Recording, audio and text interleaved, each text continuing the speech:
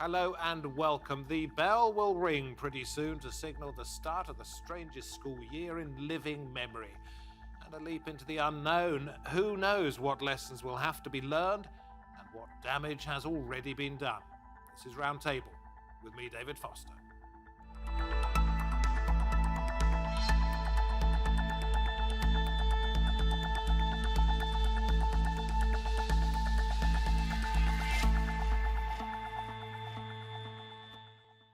In this program, we'll be looking at how to prepare for something that nobody can possibly yet understand, what the class of COVID-19 will be like.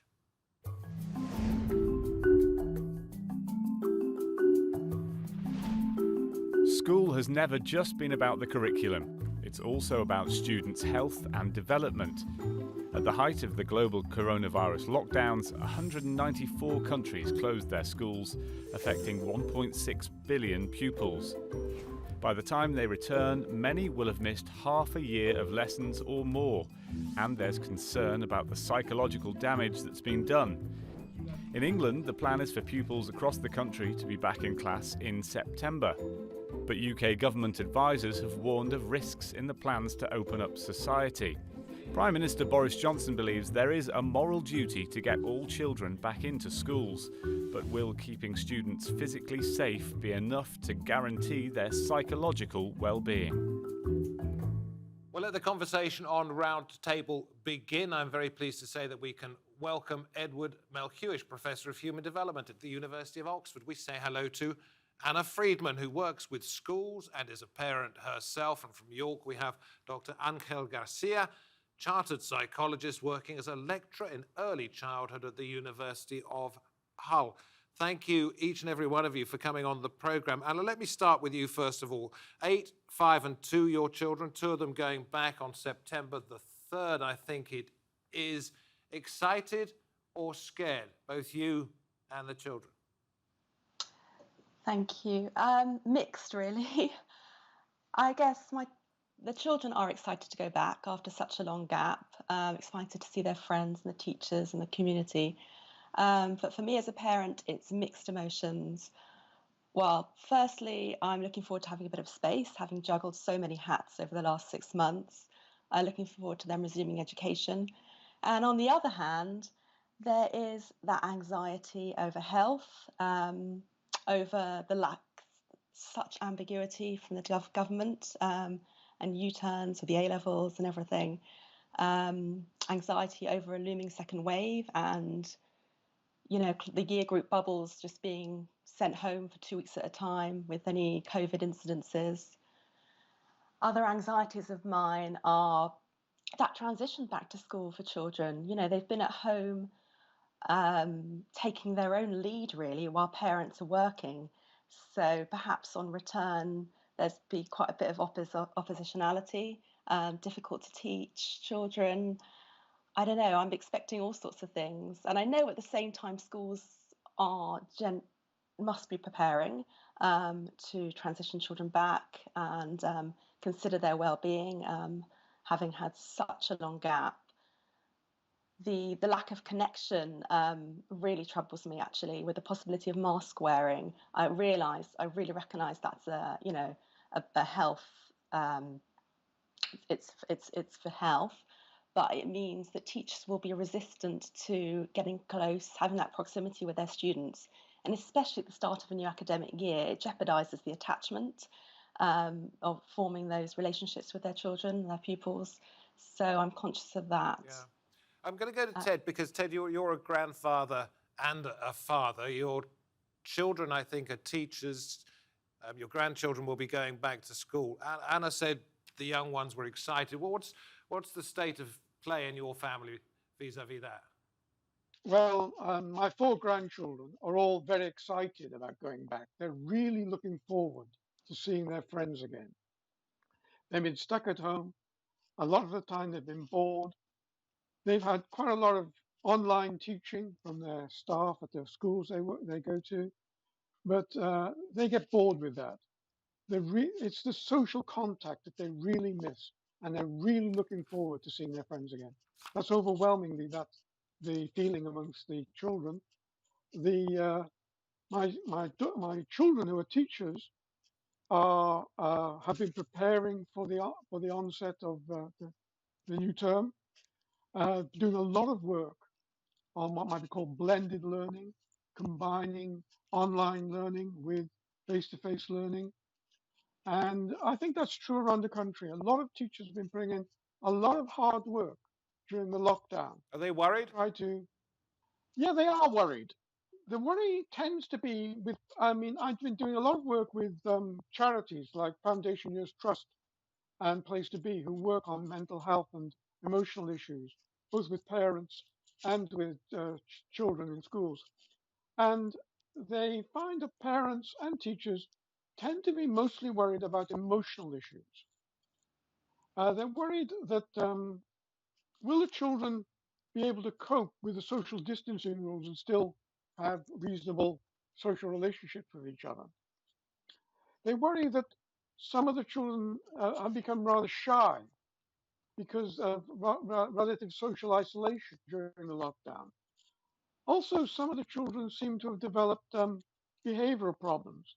This sometimes seems to be linked with increased family stress, which has occurred during the lockdown. So it's those kinds of issues which they've been worried about. So no Academic, expression of personal safety concerns either from your children or your grandchildren, and the same with Anna.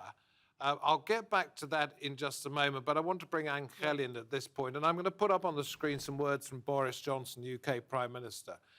As the Chief Medical Officer has said, the risk of contracting COVID-19 in school is very small, and it is far more damaging for a child's development and their health and well-being to be away from school any longer. He says the pluses outweigh the minuses. Do you think he's right, Angel? Well, that's a tricky question. I think one of the things that we need to consider is the type of evidence they're relying on in order to make such recommendations. And recent data shows that certainly children between 2 and 10 years old tend to transmit with less frequency and tend to be to acquire the virus with less frequency compared to peers which are 10 years or older. Most of the evidence they have used as well has been based on what we know about influenza. So I think it's tricky to say whether the physical health and mental health is not going to be affected. Let me come back to you, Ted, if I may, and then I'll bring you in, Anna, because you deal with older children's development. They will be in a different position to the youngsters, perhaps because they'll be aware of the possible dangers. Yes, the older children. I think secondary school children are potentially a greater risk than primary school children. And one of the reasons for this is they can contract the illness, but not be aware of it. That's be asymptomatic. And many teenagers don't seem to be aware that they could be carrying disease, but be asymptomatic. Now, this is important with relation to how they obey the rules. Because when you're a teenager, disobeying rules can be cool. Therefore, you don't pay too much attention to the rules that are laid down. And that is important if they don't realize they may contract the illness. And on the other hand, even though they're asymptomatic, they can still pass on the illness to their relatives. And it's very uncool to infect your mother or your grandfather with a potentially deadly illness. And I think teenagers should be made more aware of this. Therefore, they would then follow the rules more carefully. Well, we shall have to wait and see on that one. Angel, you are aware of the development of younger children. Do you share the feelings of both Ted and Anna that there isn't very much in the young psyche to make them that frightened at the moment about going back to school? I think Edward has a really good point in terms of developmentally speaking, teenagers are at this stage where they are looking for their own identity. They're challenging rules. They're looking for the new values, which will kind of like determine the future life as young adults and adults. But I think on the other side as well, we need to consider the type of education they get within their own home, because it's particularly interesting that whenever you have like effective parental practices in different households, and then children will follow those values, children will follow, or teenagers will follow those rules. So we can actually not generalize the fact that teenagers will not follow the rules. So I think we need they to need to start understand almost and act as adults. Is that fair? Yeah, that's tricky. That's tricky. They should. I mean, the expectation is that they should understand this situation as adults. However, from a biological perspective, we need to bear in mind that they haven't developed their frontal cortex, and therefore, the decision making and the assessment of risk is not as good as when you compare it with adults. So I think there's a lot of work to do with parents in terms of re-educating parents and helping them to acquire and develop some practices and effective parental practices to pass on to the message to teenagers. But what about Boris' suggestion that there are minuses, they're outweighed by the pluses of going back to school? What do you think are the real benefits for them? I mean, I think there's a vast body of research which has clearly shown that there's like a lot of benefits of early childhood education, primary education, secondary education, and Edward himself has been the author of these reports as well. But I think that the narrative needs to be carefully analyzed as well, because certainly they're like putting in place a lot of policies and strategies to ensure that the academic side of the story of going back to school is safe and is ready. However, I'm not sure if the things around mental health have been very well considered. They have indeed mentioned something about coming with strategies and training for teachers in order to address these issues with regards to mental health. But I think that they're like putting a lot of emphasis on academic matters. Yeah, and I saw Anna sort of nodding as you said that. Yes, the mental health really strikes a chord with me. I'm really concerned about this fear of proximity that especially younger children, I know you've been talking about older children, are that's driving into them at a really kind of subconscious level. So I've even seen it with my 2-year-old who felt very abandoned. I saw it in her face and her whole demeanour by her grandparents because they wouldn't come and cuddle her anymore. And how can she comprehend that? So what's going on this deep level is really alarming because this next generation are growing up with a fear of closeness, fear of being near someone, So even what a family advice member. are you giving, perhaps, in your role as an educator of educators and children as well, and Thinking for Education, I think it's called. What advice are you giving to teachers, perhaps, about how to overcome some of these difficulties? Yes, well, it's preparedness. It's using this, having used this time before school to really consider all these challenges and being able to work within them. So I see some of the schools we're working with really develop their thinking around how will they work with parents when parents can't come into the school anymore. How will they foster those and cultivate those connections, and indeed with their students, and maintain social cohesion with social distancing at place. I'm going to read something that is from mentalhealth.org UK, which was advice for school leaders. This is for each and every one of you to consider. Ted, I'll come to you first if I can. Under the headline, Be Bold, it said, if you can, think radically about the positive aspects of the lockdown, situations you'd like to retain, put kindness, dignity and well-being at the heart of their institutions. Now, 2 questions. One is, what are the positive aspects of the lockdown that you can take forward?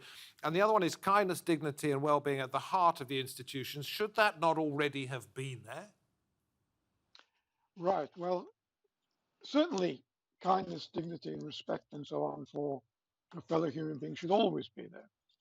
So, but thinking about some positive aspects of the lockdown, you're going to get smaller classes, and each class can be a bubble. Within that bubble, you will get high levels of interaction and good levels of support. This is going to be very good for the mental health of the children. Also, the ratio of teachers to teaches the children should improve with those smaller groups.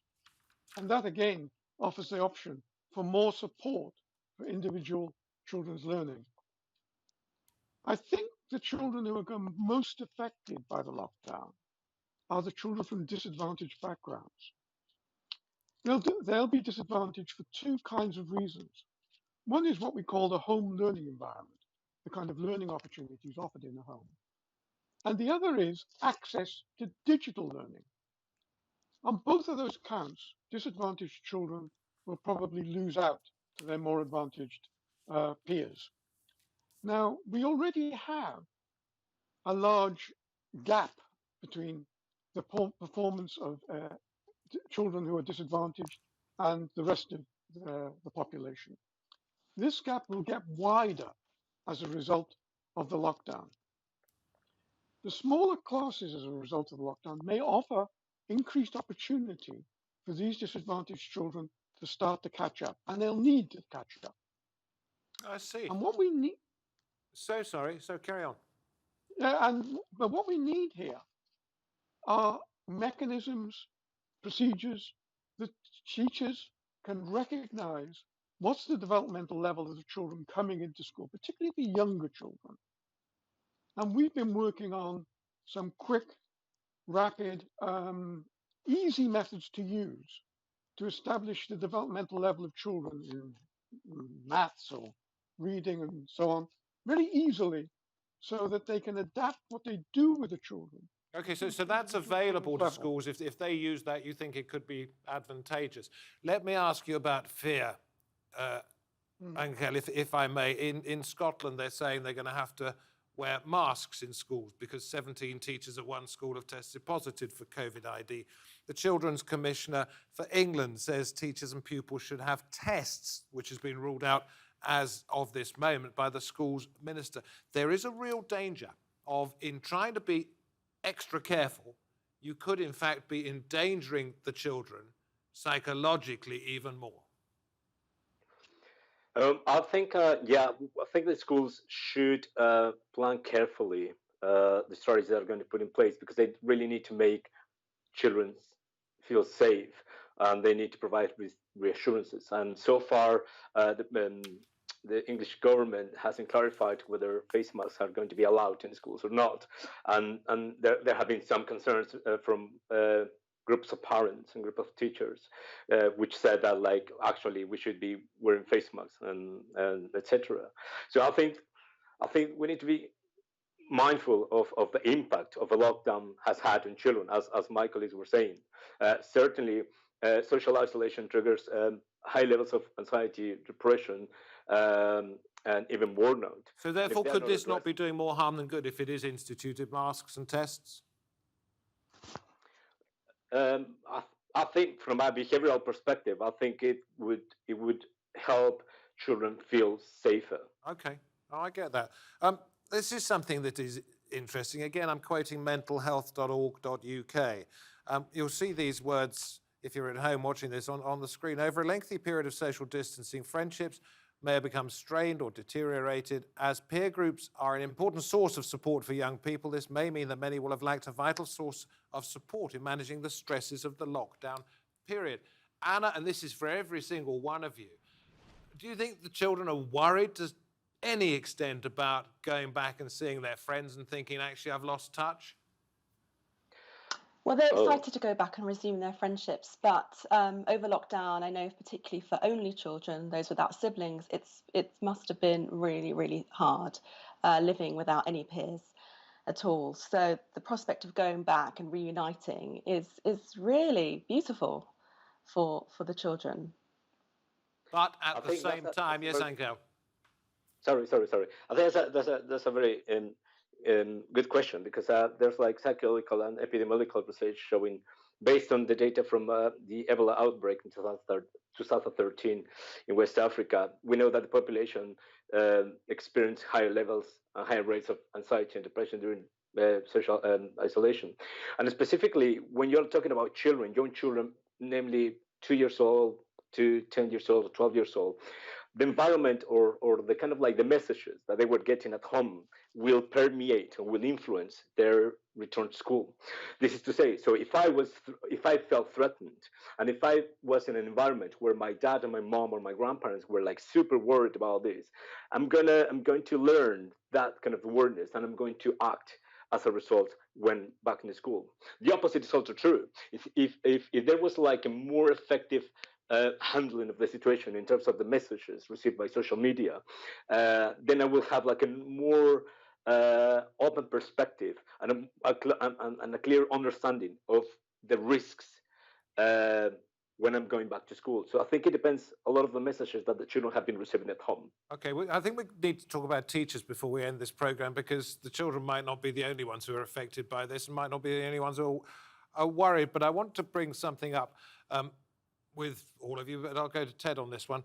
They may also have experienced friends who've been very sick or may have lost their lives, members of their family.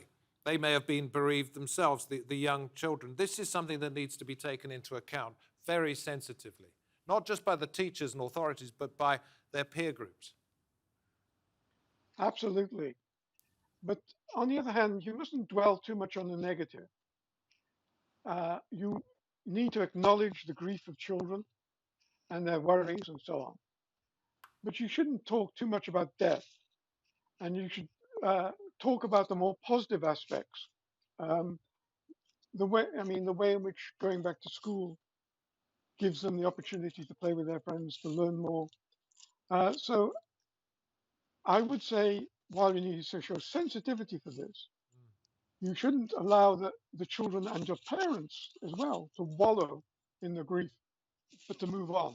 Do you think parents should be aware that teachers also are going to be slightly nervous about all of this? Absolutely. In fact, I think the teachers and to some extent the parents are probably at greater risk than the children in terms of physical health. So because they're in the age groups which are more vulnerable.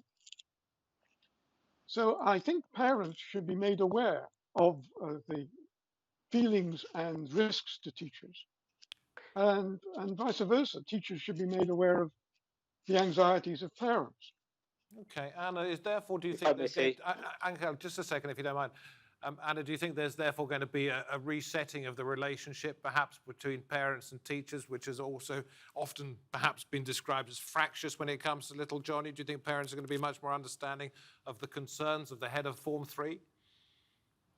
Yes, certainly. I feel that the roles that teachers play have been put into the fore, especially over the lockdown, with providing home learning. I know that looks different across each school, but on resuming to school, they now take on.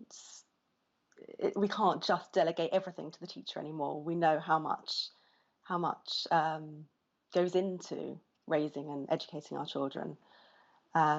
So I'd love to see that the relationships between parents and teachers develop into a harmonious dialogue. Likely? Well, it's going to look different in each school. Quick one, Ted, if you don't mind. We're wrapping up and I want to bring Angel back. I think both parents and teachers have both become aware of the increasingly important role of parents for the social and educational development of their children. And I think that increased awareness of the importance of the parental role will help both of them adapt to each other and help each other in helping their children's long-term progress. Angel, I started the program by asking Anna if she was scared or excited, if her children felt scared or excited. But these are worrying times, aren't they? Yes, definitely. I think parents are going to be quite concerned about the safety of their children, and we certainly need to acknowledge that. And I think that we really need to think about teachers as well, because they have like a huge work ahead, because they're certainly going to face all these individual differences and different perspectives and experiences by children. So they will have to cope with that. My worry is that whether they are trained or not, have they been trained to deal with mental health issues, to identify bereavement, to identify a child who's anxious and or stressed, etc. So I think, yeah, we need to look at training teachers or preparing teachers more and re-educating parents as well. So we actually need to connect. When you're like transitioning from school, you need to make these bridges between home and school, and then produce a constant exchange of information between parents and teachers, and that will help directly the performance of children at school. Listen, thank you very, very much indeed. I'm going to end by re-quoting something that I brought up during the programme, mentalhealth.org.uk. Put kindness, dignity and well-being at the heart of institutions, and be careful about that school run, and don't nick my parking space. From me, David Foster, from my three guests on this, that is the end of the lesson. We hope to have you back with us next time here on Roundtable. Until then, goodbye.